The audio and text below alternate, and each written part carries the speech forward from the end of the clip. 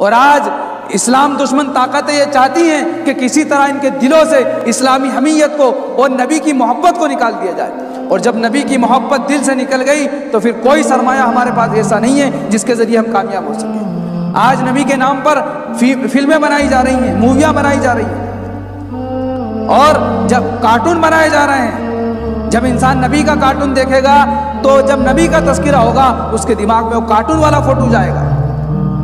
फिल्में देखेगा नबी के नाम पर बनाई हुई, वो किसी नबी के नाम पर बनाई गई हो।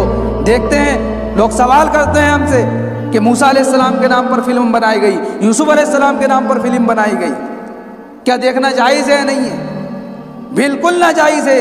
इसलिए कि जब नबी का तस्करा होगा फिर तुम्हारे दिमाग में वो फोटो आ जाएगा कि नबी ऐसे थे। अस्तगफिरुल्लाह, ये सिर्फ एक्टिंग करने वाले लोग हैं। इनकी हकीकी जिंदगी देख लें तो बिल्कुल कुत्ते और खिंजीर से बदतर है, जिनको पेशाब करने का सही तरीका पता नहीं है, जो ड्रामों के अंदर, फिल्मी दुनिया के अंदर मीडिया के जरिए से जो है बेहयाई को, उरियानियत को फैला रहा है।